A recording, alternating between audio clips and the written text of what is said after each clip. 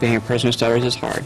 You know, it's hard to keep all that positivity every day in every situation, every look that you get, every time someone cuts you off, every time you're ordering food at a restaurant and they give you a weird look.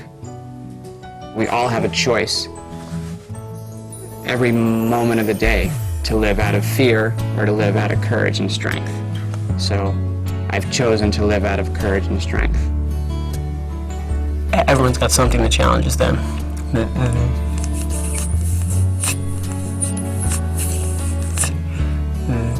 This is just how mind has chose to manifest itself. It's not the stuttering that holds you back. No, not the stuttering. It's how you feel about yourself. It's how you feel on the inside, knowing who you are, much beyond the outside. There's really nothing you can't get through. There is a way out, and you just, if you don't see it, then you have to change your perspective and look at it differently, and there is a way. The film you're about to see is not about success and failure. It's about journeys. It's about people who travel from places in their lives where they're stuck in fear and isolation, unable to express themselves, to places of freedom of speech and a sense of inner fulfillment. The 7 people that you're going to meet in this film are my friends and my teachers, and they've offered to share their stories with you in the hope that if you're a person who stutters, you won't feel alone. And if you're a parent or a professional who cares for and loves someone who stutters, you'll be better equipped to help them and to be supportive, because you'll understand the inside story.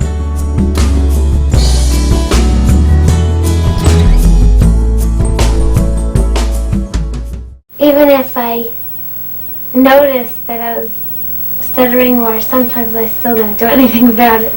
It's a school down in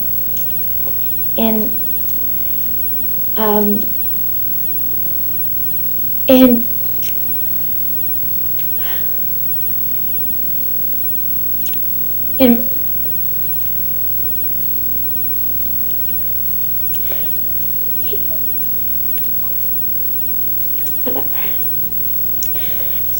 It's so hard for me, like, at this age, like, to have this as, like, you know, like an obstacle. I don't think anyone in my family ever pushed me to go to speech therapy.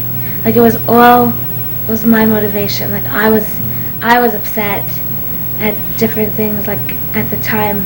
You know, like, being a kid, you don't want to be, like, scared of talking. Stuttering is not something that disappears. Yeah, there are moments in my life that are great. Wow, I can't believe it. I feel like it's gone. I don't have to deal with this anymore. And then there's another, the next week later, boom, every 2 seconds I can't get a word out. You know I can do it, but, you know, up here I just can't do it. You know, and that really,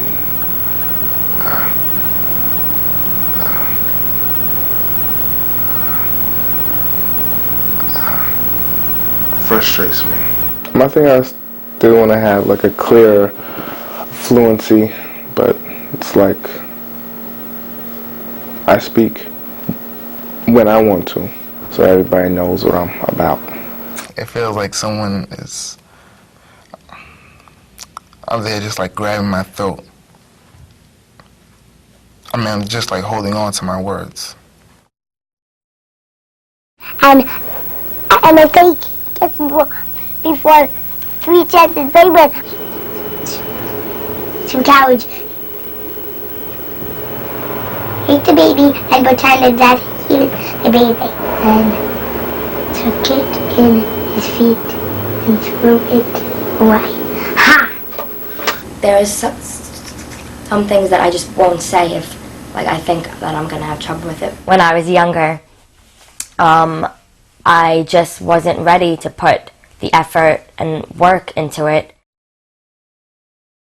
Stuttering has always really annoyed me because it's made me feel like I'm not a whole person. Like I feel that I'm only half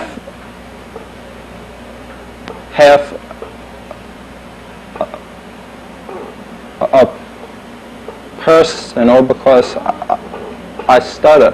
Fighting for wildlife, to me, wasn't about it wasn't altruistic, and I didn't know this in the beginning. It was about fighting for me. They seemed to me to be so similar to me. They were strong, they were clever, they knew exactly how to deal within their world, and yet they were being stepped on by mankind, and they had no voice. They had no voice in which to deal with human beings.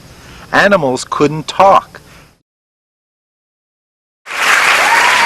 When I founded Our Time Theater Company, I wanted to create an artistic home for people who stutter. A place where people who stutter can tell the stories that they want to tell in their own time, in their own voice. My biggest fear being a young person who stutters was that this thing, this way that I spoke, would not allow me to achieve my dreams or follow my dreams. Being in grade school, the first day of class, which I hated, we have to stand up and say, hello, my name is whomever. Having to be oral on the first day like that was torture, because that's when I knew something's not right. I can write 5 or 6 songs a day. Why? Because I just want to try. I want it so bad I can taste it. I want it. I want to be a musician. I want to make CDs. I want to help people. I want it so bad I ain't gonna let nothing stop that. Oh yeah.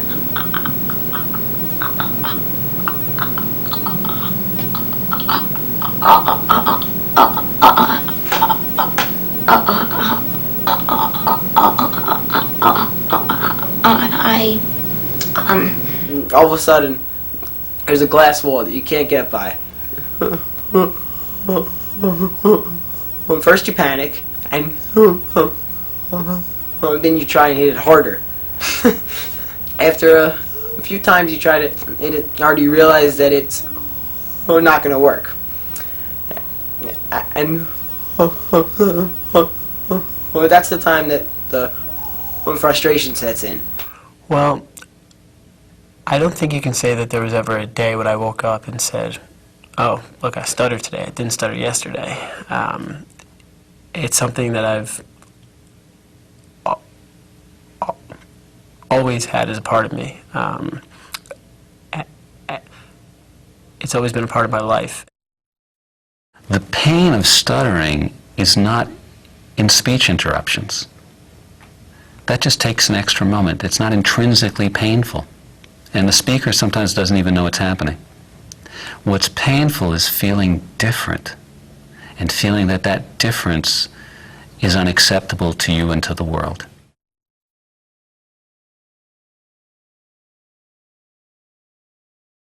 Like, the first day of school, the teacher always asks, everybody go around the room, I want you to say your name. I would build up in my mind how many more people are in front of me till it's my turn. So scary. Oh my gosh, I'm next. Oh my gosh, now it's me. Finally it was my turn, and I couldn't get any words out. I felt like an idiot. Like, oh my gosh, they think I forgot my name. That's what they think. They think I forgot my name, Of course I didn't forget my name. It's right here, it's coming up, and then it gets stuck in your throat. I first noticed it when I was about 6 or 7. At the time, I didn't know, what was happening. So I asked my parents, what was going on, and they told me that I have a speech impediment. And it made me feel, real bad, in front of my classmates, because they used to tease me. My earliest memory is being looked upon by the world as retarded, as abnormal, at the very least. It was always made clear to me that I was different from other people, and that my lack of speaking the way other people could speak was bad. My first memory of stuttering is when I was 11 years old, and my parents took me to speech therapy. Everyone else in the room were adults, and that was the first time I had ever been around anyone else who stuttered in my life. So the first time I think that I thought, oh, I wonder if that's how I look. And if that's how I look, I wasn't very happy with how I looked, because they looked like they were freaks. It's the first day of class. You know, everybody's going around, hi, my name is so-and-so, so-and-so. We did it every year. I was dreading the day because I knew I had to say something. I had to stand up. And I went forward, hello, my name is, and I could not say my name. It just wasn't happening.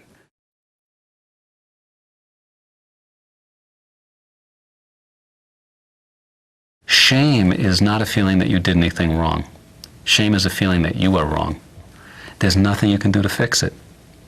And so all you can do is try to hide, because if people really know who you are, they'll see you as subhuman, as substandard. And so shame leads to hiding, and it's a very hard thing to fix.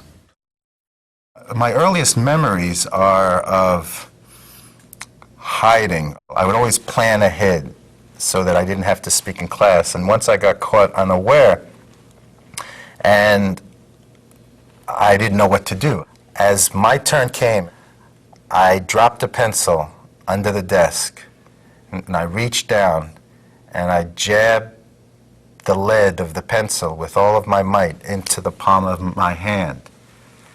And I had to be taken to the hospital. And it was incredibly painful, but the pain didn't bother me one bit. The pain didn't bother me one bit, because the anticipated pain of humiliation, of ridicule, was much worse than the physical pain.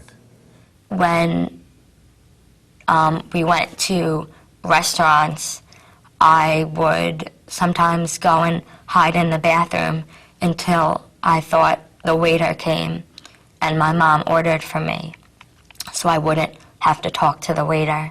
I usually just try to, to switch words, or if I'm stuck and I'm not able to, to switch to the slow talking. I don't know, I usually try to hide it till this day, even. There was those times when I had to read aloud in school.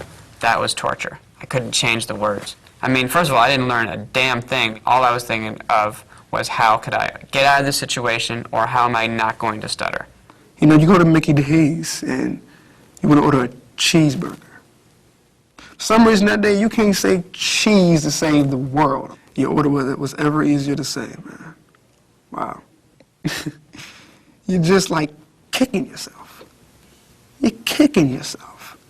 Because on the outside, okay, no doubt, on the outside, you didn't hear me stutter, okay? So I won that whatever battle, okay, I got that one. But when I get home, there's a much huger battle, and that's self-respect. I would try to pretend I was sick on days when I had oral presentations, or if that wouldn't work, I would go into my class and pretend I lost my voice. I always kept it inside. I never used to tell anybody how I really felt. My parents either. When a teacher would call on me in class and ask me to answer a question, I would say I didn't know the answer, even if I really did. A lot of people don't even know that I have a disfluence, that I stutter, because I cover it up very well.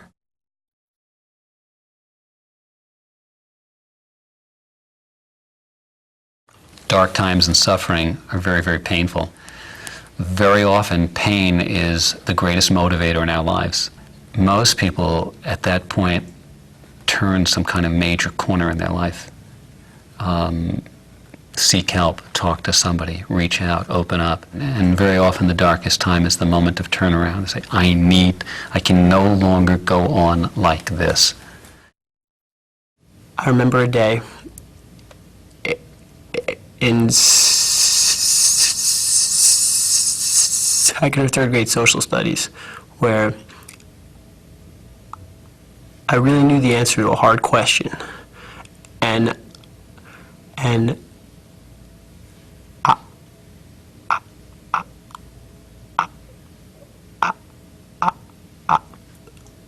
I was afraid to raise my hand, and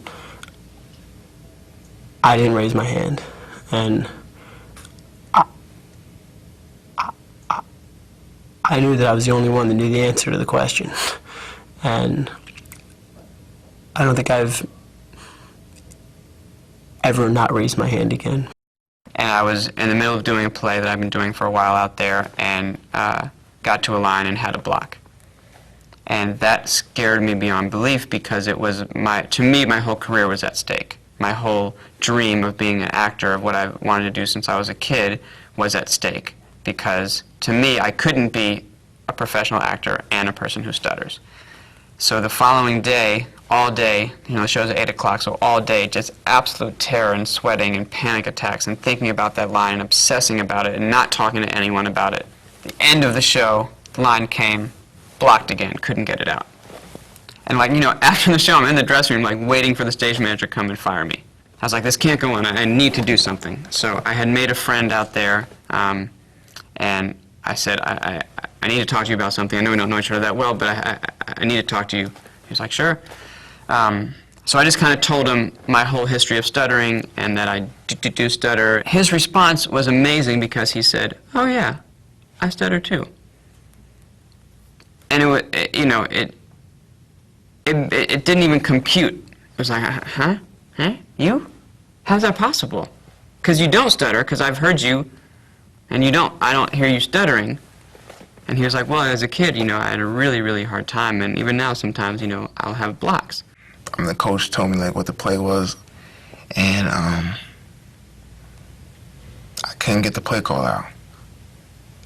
I couldn't. I slowed down, took a deep breath. I did all the techniques I tried, but for some reason it wouldn't come out. For about 3 minutes, I would just hold up, stop. Then I was like, I'll try again, but it would be really hard. And then after practice, I told myself I was gonna quit the team. I hate football. I hate people. I hate people who laugh. I hate people who didn't laugh. You know what I mean? I just had that attitude. Then after the game, the coach he pulled me in his office, and he told me that the teammates had voted me captain. He was voted captain by his teammates this year, and I don't think there's a better man to receive the Arthur Sean Rhodes Award, Stephen Miller.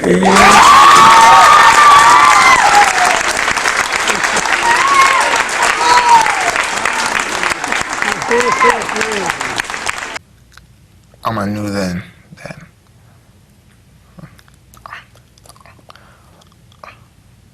that I just couldn't turn my back on him. One of the most powerful memories that I have is going to a grocery store to pick up the groceries and say my last name, Rabinowitz, and that was horrible for me. That was always a terrible block for me.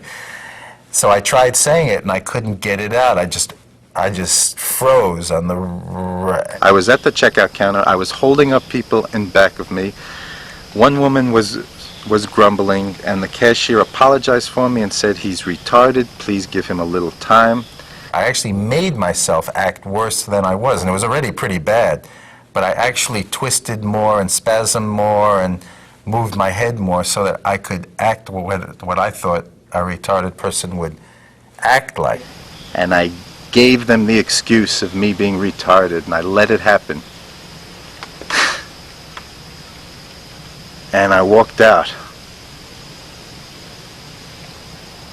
So that's a tough one, because I swore, but that was a very crucial point, because I swore to myself from that day on that I would never let human beings, I would never let people and their ideas about me control what I was and who I was and what I did, and that I would be true to myself from then on, and I always was from then on.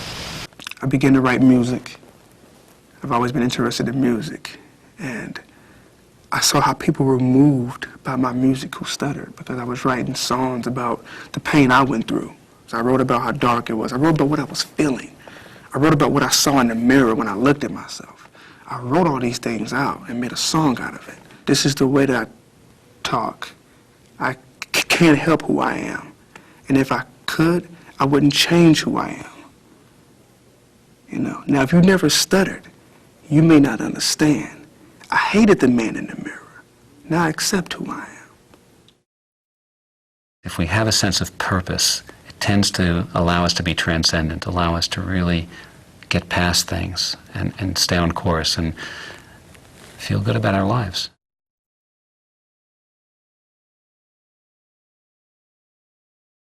That's the only hope I could think of giving a young person. Things like this film today, showing that most people who stutter do go beyond it, whether it's beyond it by learning how to control that stutter or beyond it just by accepting that stutter and making the world accept them. That doesn't matter. The fact is, it seems that most stutterers become stronger people. One thing about stutters, that we're just like you. You have eyes, a heart, I'm everything like you, but we just can't speak faster than you. And like it takes like a little bit more time to get our words out. But we are gonna get them out, just like it takes a little bit more time. Thank God now I'm 28 and I don't struggle with it like I used to, but I wish that I never had to deal with this. I hope for other people, I hope for my kids, I hope that no one has to ever deal with it. It's very hard. I'm honored today to be able to introduce the senior class president. Well, this young man epitomizes what determination and perseverance can do in the face of adversity. Integrity and honesty, that'd be the basic tenets of our lives. Out of the thousands of characteristics that make you who you are, stuttering is only one.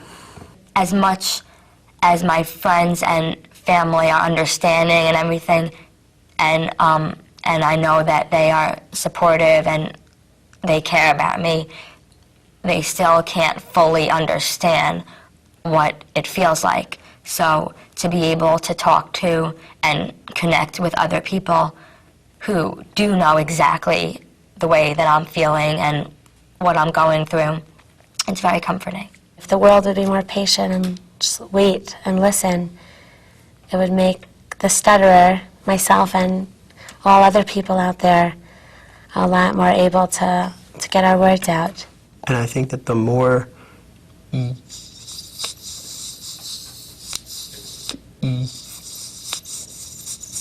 you fear opening your mouth, then I think the bigger accomplishment it is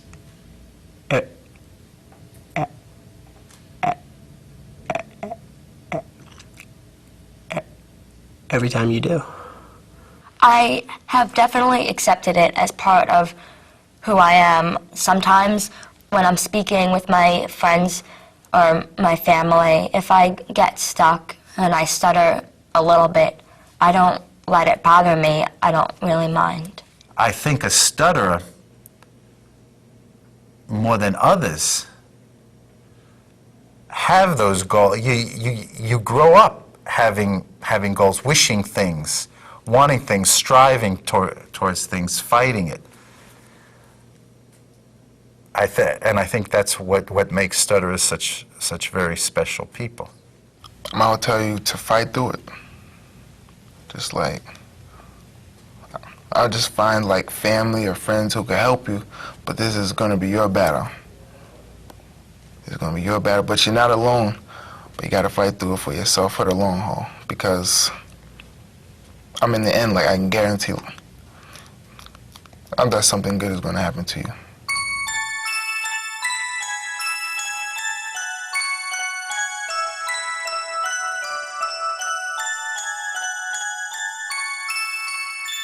What I hope you've learned from this film is that no matter how tough the challenge of stuttering, and no matter how long you've spent in dark places, that how you respond to that challenge can change you for the better, and ultimately can define what you love most about your life.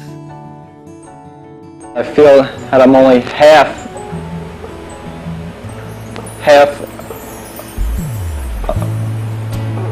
a person, or because I stutter. Stuttering is a gift, and I truly believe that. It took me a long time to believe it. The gift of living with integrity and with strength and with courage no matter what the world throws at you.